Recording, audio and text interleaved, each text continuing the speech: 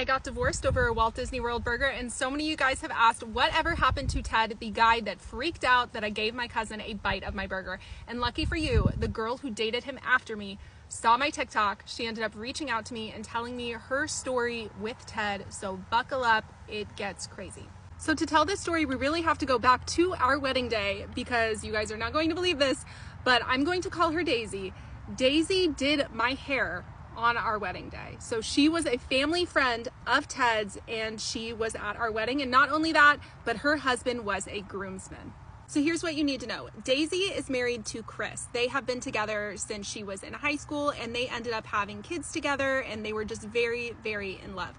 So Ted started meeting them because he ended up going to the church that her dad pastored. So they kind of just were family friends, and they were in each other's lives for a very long time. Daisy recently told me that apparently Ted used to have a crush on Daisy. It made Chris a little uncomfortable, so they took a step back in their friendship.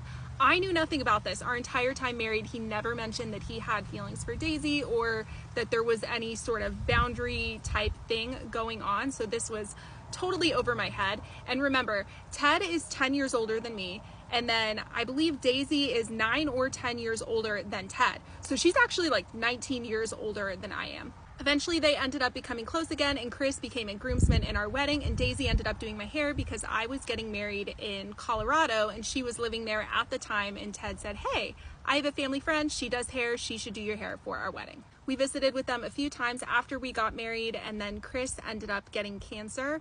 I don't remember what year. I think it was either 2018 or 2019, and he was battling that for a long time. So I remember distinctly telling Ted, hey, you should check up on your friend. And this goes back to him being like such a narcissist and not really caring about other people, because I would have to tell him, hey, you should reach out to Chris and see how he's doing. And hey, you should support the fundraiser that they are doing to raise money. And Ted was like, oh yeah, I guess I should do that. So it was always this kind of like push for me to try to get him to be a good friend. So the Disney World burger incident happens, and then he assaults me, and then I leave, and we finally get divorced. Now, this is where things get freaking crazy, because obviously in the comments, y'all are like, throw this whole man away. He is the worst, and he had been abusive to me for years.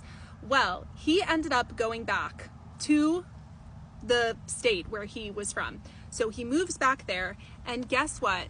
He tells everyone.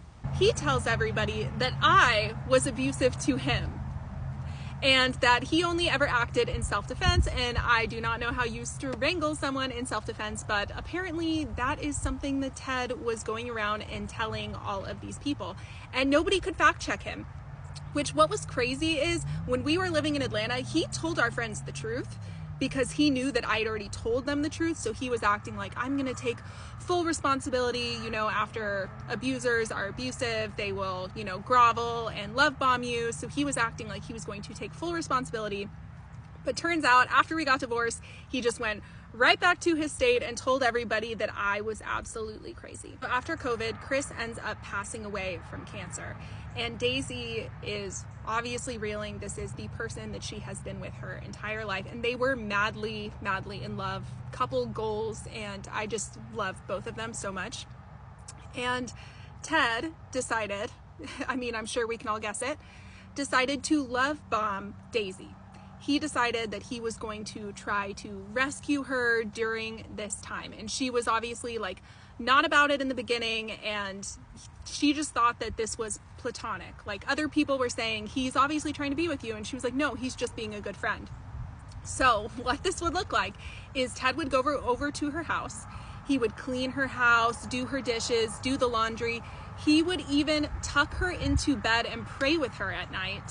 And he kept this charade up for an entire year. After a year of him being a perfect gentleman and completely love bombing her and telling her that she is the most amazing woman, she decides to give him a chance, and it did not go well. So follow for the next part.